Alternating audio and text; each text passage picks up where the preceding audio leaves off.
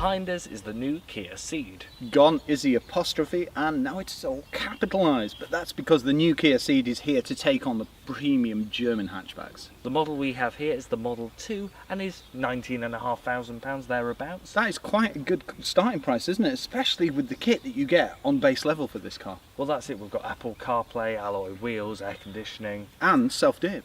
Prices do start from just over £18,000 and go all the way up to about 27,000. Yes, that's for what, GT is it? Yep, that's it. We have the 1.6 litre CRDI engine with a 6-speed manual gearbox. But you can get a range of gearboxes and a range of engines, including a 138 brake horsepower 1.4.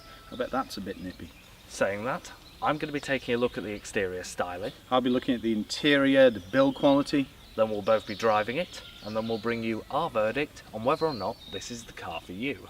If you like car reviews and the latest automotive news, why not subscribe to the channel, hit the notification bell, and that way you'll be alerted when we upload a new video. Thank you.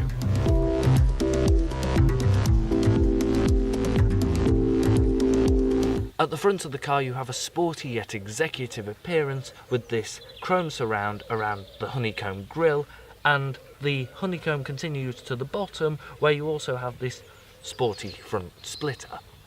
Even as the base Model 2 you have automatic headlamps with self-dip, pre-collision warning, you do also get cornering fog lamps, LED daytime running lights, you can opt for full LED headlamps.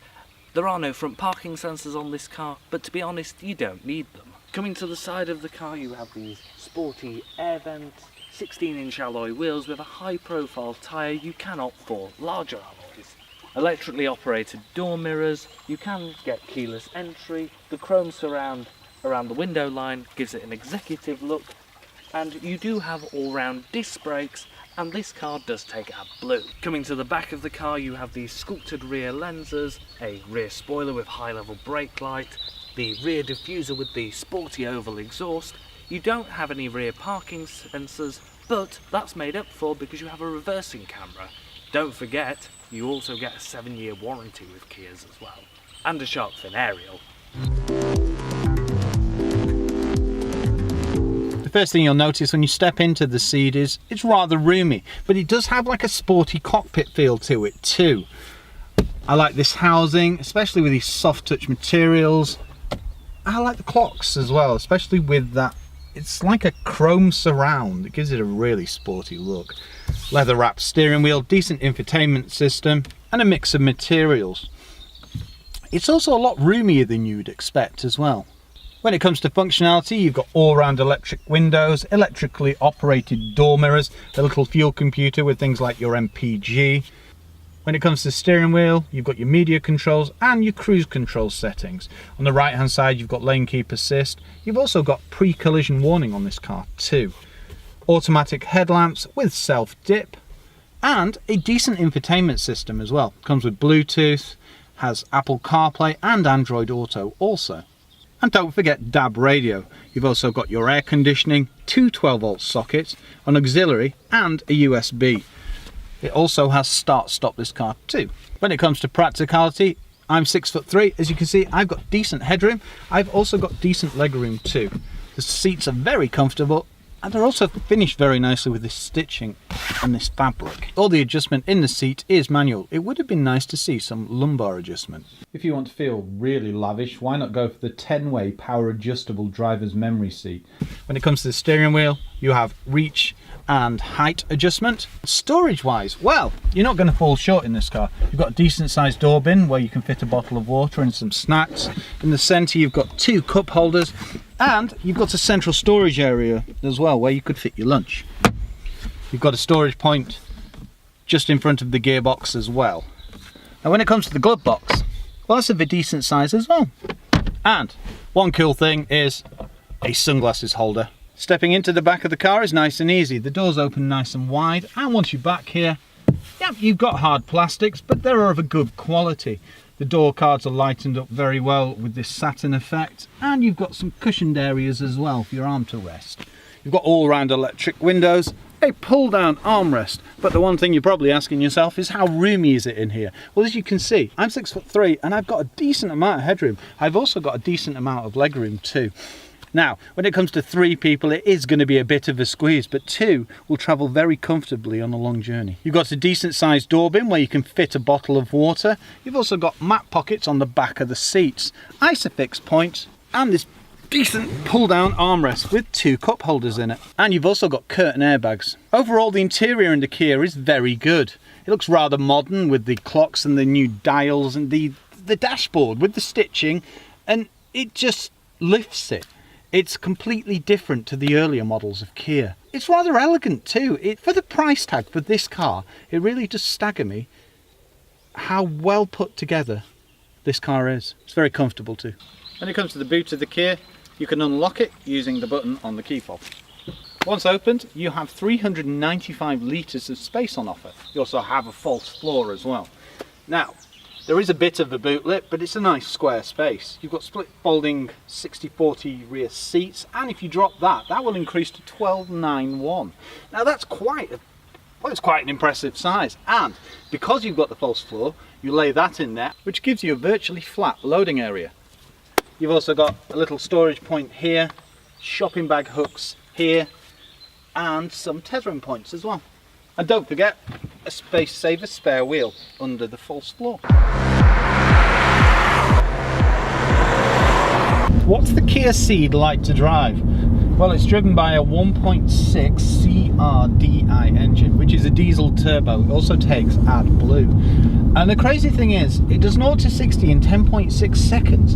And it has 280 Newton meters of torque. And you can tell, can't you? You can. It's definitely a torquey engine, and performance is very surprising. It is, isn't it? Yeah. And you've got a 6-speed manual as well. And it is quite staggering how it goes through the gears. It's not what you expect at all. It's far more engaging to drive and far more of a driver's car than I was expecting. Well, exactly, because you just assume a hatchback of around the £20,000 mark is going to be base level, which means that it's going to be your normal diesel, and it isn't. Well, that's it. The gearbox has a nice short snappy shift to it. It's, it isn't notchy. The steering is light enough when in town, but heavy enough and has a really good sense of direction. Yeah. In fact, it's a very difficult car to unsettle. From the driving that I've done, you can have a lot of fun in this car, can't you? You really can. I mean, see, we're sat at 13 seconds and it just goes. It really does. And then when you hit 3rd gear, it just pulls and pulls and pulls. It does. But it still delivers around 70 to the gallon, which is staggering. I mean, okay, I've been getting 48, but let's face it, everybody knows by now I am a spirited driver. Well, I don't think 48's bad for if you are driving it the way that we drive these cars. No, not at all. I just can't get over how engaging it is. It's like a little hot hatch. It is, yeah. Imagine if they made like a race version. But you haven't got any of the inconveniences because the ride's still very comfortable. The steering's still good for carrying out manoeuvres. All round visibility's good. Well, that's it. It feels like it's on rails, yet it's very comfortable as a passenger. You've got all-round disc brakes, you've got hill start assist, and you do have an old-school handbrake, which is nice. And stop-start. Yes. And this is base level. Well, that's it. It's a very well-equipped car, and the overall build quality and it feels very well screwed together. It's quite a premium item. It certainly is. I mean, even this, you can move the car with the infotainment system because it's so solid. But yeah, the thing that gets me about this, like we've been mentioning with the engine and the gearboxes, I mean, it just goes. You drop a gear and it will just zip. Well, that was it. That's going up quite a steep incline as well. And exactly. I can't see how the performance figures on paper actually correlate with how this car drives in the real world. Not at all. Let me feel it. It is a torquey little beast. It really is.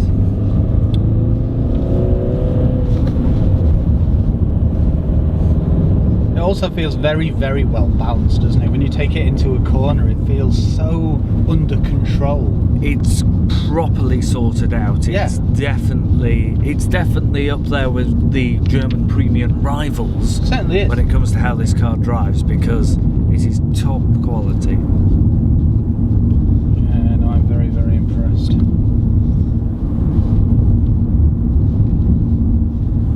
The ratios are nice on the gearbox as well, and it feels very stable on a motorway. You're able to get up to speed nice and easily. You get up there rather quickly, don't you? Well, that's it.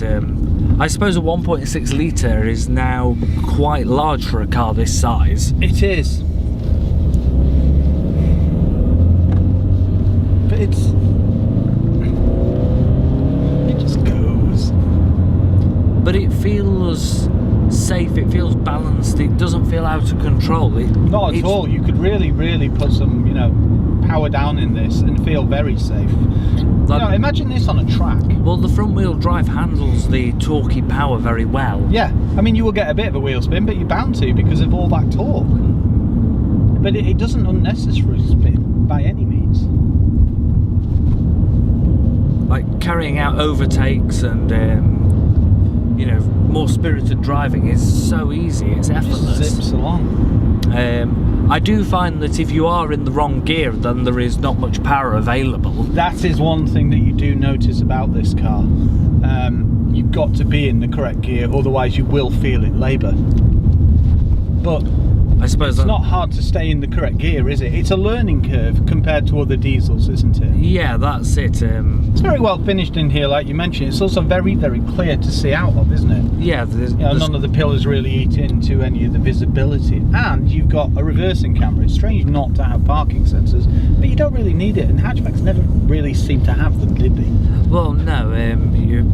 I've not had any problems in manoeuvring or carrying out parking in this car. It is also Euro NCAP 5, and you have collision mitigation. Yes. Warning.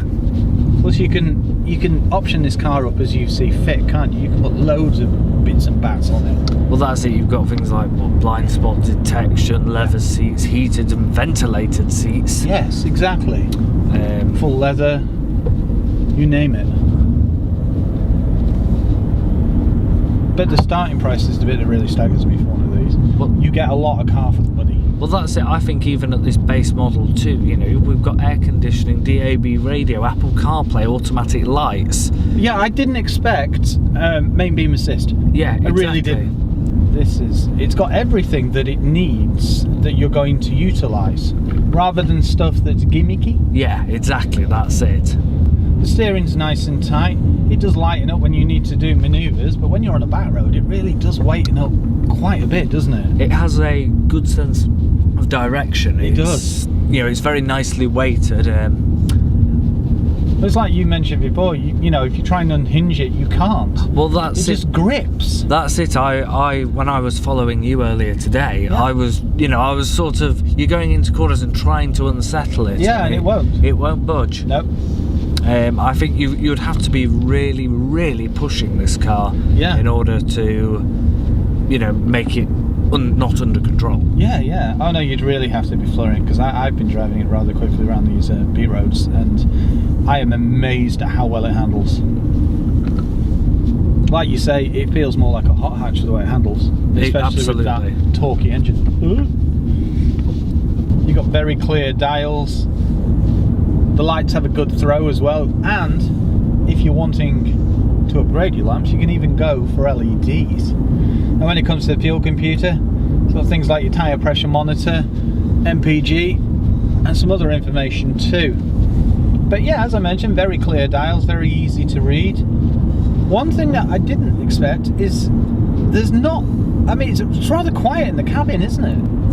The cabin's nice and quiet, and the overall level of refinement is outstanding. It is. Overall, this is one of them cars where, when we've tested it, you've got to find problems, and then there aren't any. There aren't, no. It's another one which goes into our perfect all-rounder class of car.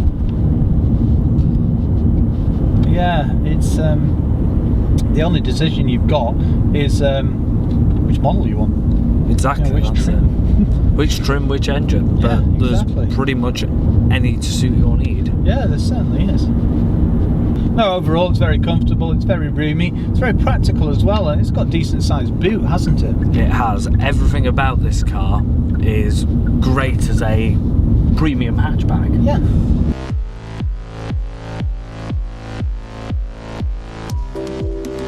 What's our verdict of the Kia CEED? Well, honestly, there's absolutely nothing I don't like about this car. I mean, it's economical, it seems far quicker than it does on paper. It handles great. Yeah. It's practical. It's got very good levels of equipment even at this base model. Well, exactly, and you can spec it up to about £27,000, so you can get everything from LED headlamps to, well, you name it. It's practical inside, it's economical. It is. You've got a 7-year warranty. Yeah. I think we're going to struggle to give you a bad point. No, that's the one thing about this car, isn't it? I mean, it staggers me. It starts at, what is it, just over 18,000? Just over 18,000. Ours is around 19.5. Yeah. And you've got Apple CarPlay, alloy wheels, air conditioning, all-round Self-dipping electric headlamps. windows. Yeah, it's a very well-equipped car. It is, especially, like you say, for the base level. It's also Euro NCAP 5. It is. And you can get petrol, diesels, automatics, manuals. And you can get things like the GT line, and you can get other trims as well, can't you? If you're in the market for a premium hatchback, then the Kia CEED is well worth taking a look at. Yeah, I'm very impressed with it. If you've any questions about the car, please leave them in the comments below. And don't forget to subscribe to the Planet Auto YouTube channel. Thank you.